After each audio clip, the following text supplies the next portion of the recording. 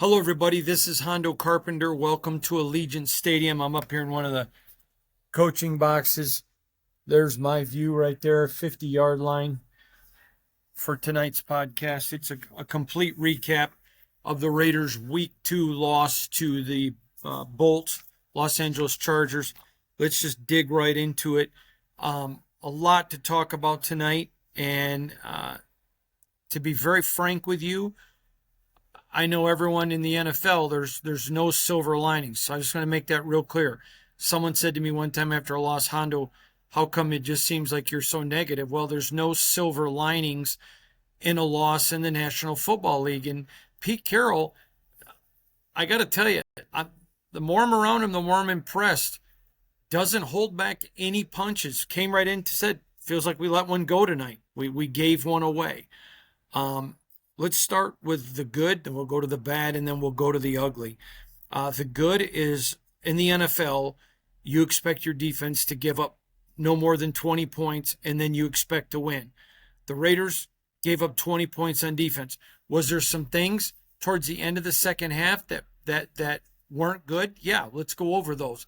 There was a long bomb by Justin Herbert, and it was a mistake. It wasn't that the Raiders got beat by the Chargers. The Raiders made a mistake. And it's a guy releases, the corner thinks there's going to be a safety, the safety thinks the corner's going to stay with him. It's just a mistake that happens when you have a young player there.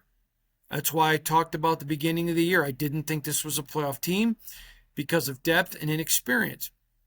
Young players make young player mistakes. That happens.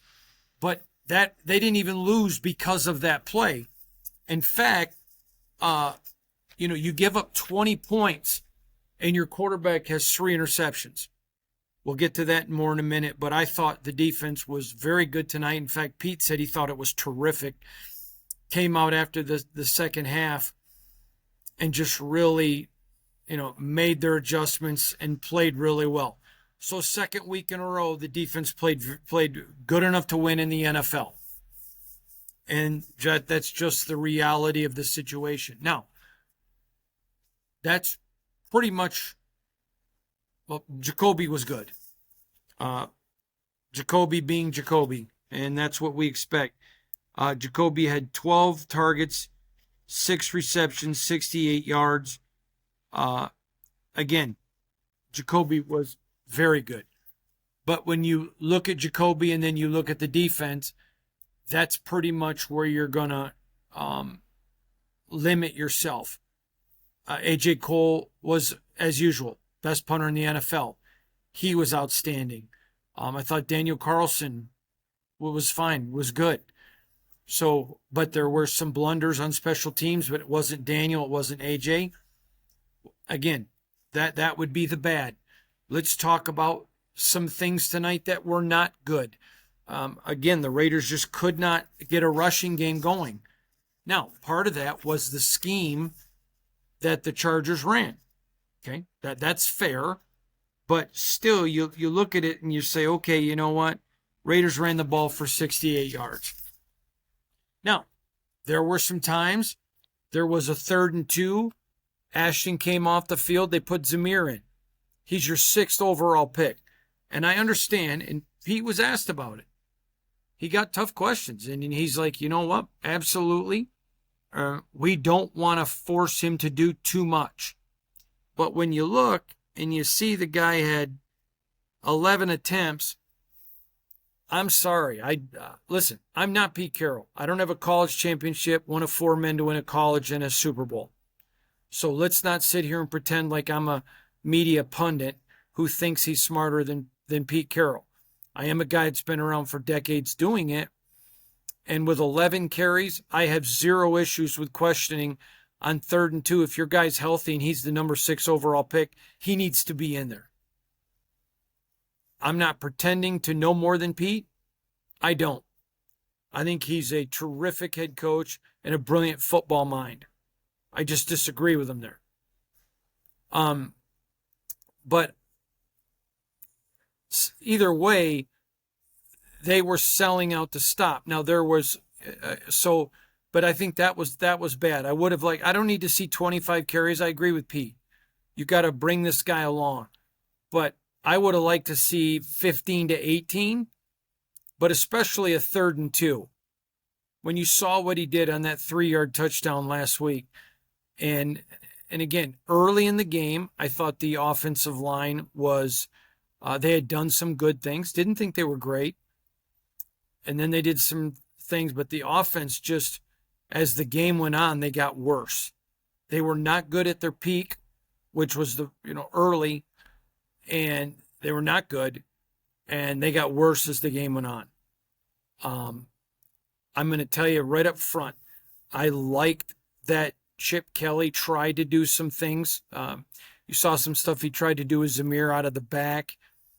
There were just some other looks that they did that I liked. But Geno Smith's play was just not good tonight. And it doesn't help when Brock Bowers is not 100%, although Pete Carroll didn't want to hear that. He's like, no, Geno and Brock were good enough to play, that their health were of no reason that this team lost the football game. If you want to talk about more good, I think the way this team handled, I was just talking to Zeke a minute ago, this is the best locker room that we'd ever been in after a loss with the Raiders. Not even close. A lot of guys mad, felt like they let one slip, but they also know there's going to be some teams coming up that they can steal one and get this one back. And the amazing thing is you saw it tonight. With their quarterback not playing well, they still battled and fought, and they still competed. And nobody wants moral victories anymore with this organization. It's been too many decades. But the reality is they're still fighting, they're still competing, and the attitude was more of anger than, oh my God, we're not good. Remember last year, I think it was Carolina game, when Andy Dalton came in, and that locker room was like they knew their season was over. It was like a morgue. That was not the case tonight at all. Now let's just get to the bad, and that's Geno Smith. 3 interceptions.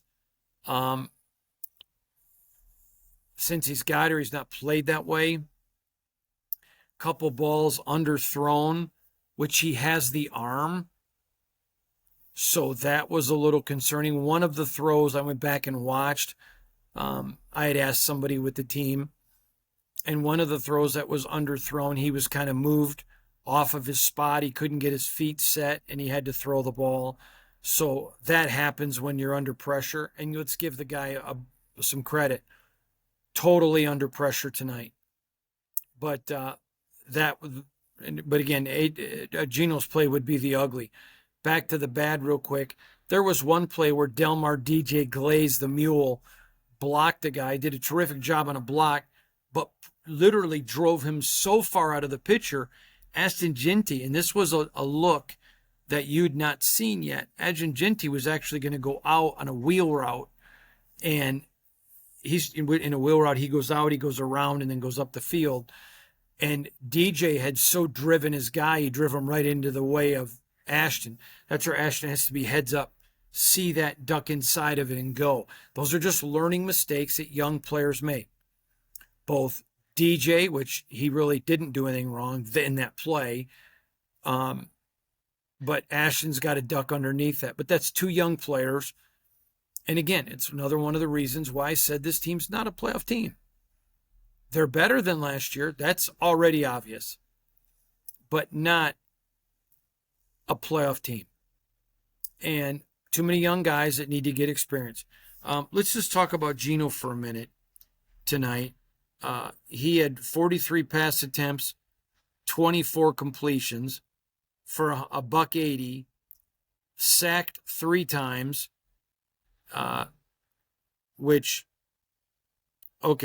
sacked, but he had 3 interceptions. When you go over to Justin Herbert, he was sacked twice, 0 interceptions. So remember the rule of 5, the Chargers were +4. So not surprised by a loss here at all. Not at all surprised by a loss here. According to Pete, the team came out relatively healthy. Now I'm going to talk a little bit tonight about what I thought Geno did. There were times the offensive line was ugly tonight. Again, early on, I even tweeted early on that they, had done some things not well and done some things well, but they did not have a good game. Part of that was Jesse Minter, the Chargers defensive coordinator. They really did some really unique blitzes. There were some blitzes tonight that the Raiders had not seen. Number one. Number two, they moved pressure around, which was a very big deal. I thought Delmar Delmar was good in the running game, not the entire running game, but he was very good. Thought he was, good at passing game. I thought Dylan Parham struggled tonight. Had a couple of bad penalties and struggled. I thought Jordan Meredith looked a little bit rushed. Was the first time. And remember how well he played last year at guard and how good he played last week, or certainly his first start at center. I thought no, that's not true. First start of the year. But I thought he looked okay. Tonight, there were times he looked frazzled. And that had to do with, there was one time the Chargers kind of stunted both tackles, and he's standing there looking like, oh my God, who am I supposed to be blocking? Rather than knowing, okay, this is a stunt, here's what I need to do. That's just a learning curve. Again, young players, him and DJ. I thought Alex Kappa was fine. Not great, fine. I thought Colton Miller was good. Not great, good. I was more impressed with Dylan and with Dylan and DJ in the running game than I was with the left side, but there wasn't really enough there to make that as a definitive statement. AJ had 2 punts for an average of 57. Again, that's just phenomenal. But Jacoby, again, is Jacoby. And if they could have got him the ball, remember last year he didn't drop a pass? And tonight he got targeted 12 times, caught 6. But there were 4 of those balls. One of them, he got his fingertips on it, but there was no way he was going to catch it. And it was just, I think Gino got rattled. First play of the game from scrimmage, he throws an interception. It was a new play that the Raiders had not run in the season. They had run it in practices and in camp. And the guy was open. Ashton led him too much. And they picked off, Gino.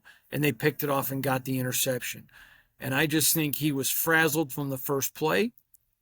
And that happens. Now, if they go and steal a win, all right, looks like Jaden Daniels is going to be out next week.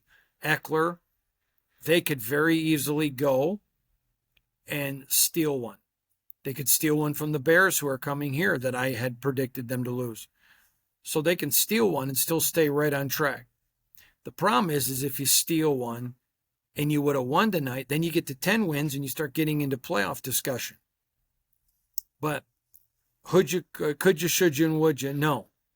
This was a game where your quarterback can't throw 3 interceptions and expect to win. And here's the amazing part. Your quarterback throws 3 interceptions and your defense still only gives up 20 points. And you had young players on the one bomb that made a mistake, or they give up 13 with 3 interceptions. 3? And I saw some people on social media sure didn't think the Raiders defense didn't play some good. Well, you didn't play real well. Well, you need to get based back in reality. Because the reality there was that I thought this was a very good defensive performance. This is 2 weeks in a row. This league, the rules and all the changes are predicated around offense and scoring. That's why the rule of thumb is if you give up 20 or less, you expect to win. And you just gave up 20 with 3 interceptions from your quarterback. I mean, you got to think about that stuff. And you're entitled to any opinion you want, even if it's stupid. But this defense is trash. All right. Now, did they have great pressure? No. Did not. Now, some of that was strategy because there were times they didn't want Herbert out running. And so they're trying more to set the edge. Doesn't matter. You still should have pressure. I agree. But when you look at something, and I'm going to tell you about this real quick, Jonah Lalu had a terrific game. But there's a part of this that I need to go over that you need to understand why. When you are setting the edge with your defensive ends, because you don't want the quarterback getting out of the pocket and being able to run the football. When that happens, nothing wrong with that, but when that happens, you absolutely are going to get more pressure from your defensive tackles, which they did. But your ends are setting the edge. Not an excuse. I think there should have been more pressure, but that's part of the reason there wasn't as much as people wanted. I'm telling you, after 2 games, I'm not worried about the defensive line at all. Do I think there's room for improvement? Absolutely, I do. But I don't think it's a concern. I think you should be concerned about your offensive line, for sure. But let me just quickly tell you, Lalu ended up, he had 4 tackles. 2 of those were sacks. He had 3 TFLs and 3 quarterback hurries. What a game by him. And again, part of that was scheme, trying to get your ends to go out and set an edge. I thought the linebackers tonight for the Raiders, they wanted to attack, and they did. They kept attacking the middle. They went after the linebackers tonight. Jermaine Pratt led all tacklers with 8. Devin White led all tacklers with 8. Pratt led with 7. And that tells you right there what they were trying to do. Attack the middle of the field. And yet the Raiders still 10 points. And so now, what is the complete recap, or what's the thought process going forward? Young teams make young mistakes. But Geno's not young. And Geno has to be better. So let's do my takeaways here. I talked about the locker room. That is a big deal. Number 2 is whether, and if you're a Raider fan, you should not be happy. This isn't la-la world. This is the NFL. You win or you lose. There are no silver linings in the NFL. But I think when you have a young team, you want to look at how do they respond. I love the way Pete Carroll, someone said to Pete, do you have to ever just go over to Geno and just say, hey, tap the brakes. Sometimes don't make those throws. And he said, yes, I did tonight. How relieving is that than hearing a coach, well, no, I don't have to. I have complete confidence in my guy. And da-da. No, that's not how Pete rolls. And I love that about him. Anyone know the truth? I respect it about him. I mean, he came out. Defense was terrific. Crowd was great. We let one get away. I had to, he had to talk to Geno. Again, respect all of it. And tonight was just a kick in the balls. Literally. Just somebody put a pair of steel-toed boots on and kicked you right smack in the family jewels. Bam! Okay? That's football. It's a 17-game season. You're going to kick some people in the balls, and you're going to get kicked in the balls. And at some point, you just hope and pray to God at the end of the year, you've kicked more people in the balls than have kicked you in the balls. Welcome to the real world. And so now they've got to come back, and they got to turn this around. they're going to have to steal one here to get to the 9-win prediction. I think they will. I think this defense is staying relatively healthy. There was not a lot of, again, Pete said they came out of this healthy. So I think that's really good. And I like the way that defense is playing, and I believe in Chip. But I've told you this before. Chip Kelly can call the best plays. But if your players aren't executing, and Geno wasn't executing, I think part of it was his offensive line. I don't think he would ever tell you this, but I think it was very clear. There were some plays he had time and he was dancing like he was like, oh my God, I'm going to get hit. And he's not a wimp. But you have to plan on that because you want to tuck the ball. You don't want to fumble. And it certainly looked like he had happy feet to me. And I'm not the only one. That's not good. So they got to go back to work, settle this down, figure it out. But I expect them to make the adjustments. There were some plays tonight that Geno had that were there. Like there was one play in particular. He tried to force a ball to Jacoby, and I think it got intercepted, and he had Ashton wide open. And, sometimes you just can't trust your arm. And listen, he's got a big arm. He's been in this league a long time. He's a 70% guy, and I give him all the credit. God bless him. But there are times you just can't trust your arm. And you got to just say, okay, not there, check down, keep moving, rather than nothing. And dear God, I understand the field goals, but you got to get the ball in the end zone. You got to get the ball in the end zone. It's a whole different ball game tonight if the Bolts don't get that one big play. But they did. They did. And that's just the reality of the situation. So, complete recap, disappointing loss. This is a game the Raiders should have won. And listen, I think the Chargers are a exponentially better football team than the Patriots. Not even close. Exponentially better team than the Patriots. And the Raiders should have won this one. So I'm going to tell you something that Tom Osborne once told Nick Saban. You're not as bad as you think you are. Nick Saban's first year as a head coach, his Michigan State Spartans get crushed like 44-6 or 45-6 by Nebraska. They meet at the middle of the field at the end of the game, and Tom Osborne just says to Saban, hey, you're not as bad as you think you are. And then consequently, when you're not always as good as you think you are. This Raider team is not good enough to beat the other team in themselves. And tonight they had to beat the Chargers and the Raiders, and they can't. But you also saw this is a really good Charger team that's probably on the way to the playoffs and should have beat them this game.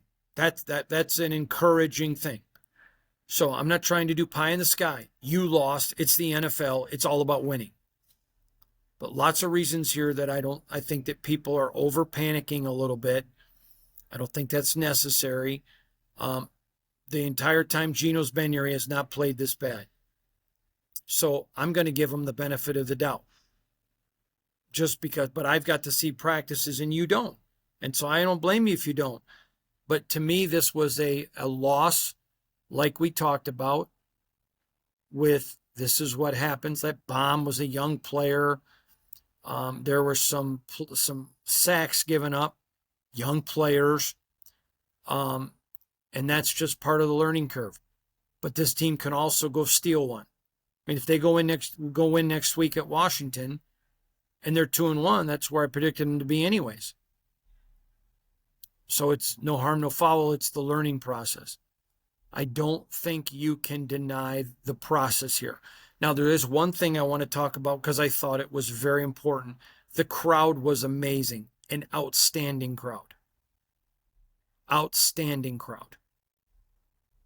And very good crowd. Loud. Very impressive. I think the Raiders, this loss is not a season-defining loss at all. They're going to have time to make up for it. So I'm not making too much out of the loss itself. I said that even before in my reporting before the game. I thought the Raiders would win. They should have won. But it wasn't the end of the world if they lost. It's a good team. It was how they lost. If they had lost with a Genty fumble, a Thornton fumble, a Caillou Blue mistake, whatever, boy, I could have lived with that. But when it's your quarterback who's played so well with 3 interceptions, it's hard. But I think where they really missed tonight is they missed a chance to show their fans, here, buy in. Now, I've covered every Raider game in this stadium. I've covered every NFL game in this stadium because there was a Super Bowl here too. And I can tell you unequivocally, I think this was the top 2 or 3 game played here as far as crowd. The best one was in January of 22 when they beat the Bolts to go to the playoffs. That was the best crowd. And I think this one or the Baltimore Ravens game in 21, one of those two was the best, was number 2. So I think I probably would put it at 2. You could list it in the top 3 games played here for the Raiders. And so Raider Nation did their job. And I think the team could have really just drawn them in. And they failed. But that's okay. And, life is not about always winning. It's how you respond to failure. And again, the players gave no indication of where this team has been the previous 5 years. Zero panic. It was a lot of, let's go. We're ready to go right now. And I think those are good signs. So there's your complete recap of the game. Thank you for listening. Make sure you go watch. We've got Pete Carroll up, Geno Smith video up, Max Crosby, Ashton Genty, and a lot more. Thanks for joining us tonight, everybody. God bless you. Have a great night.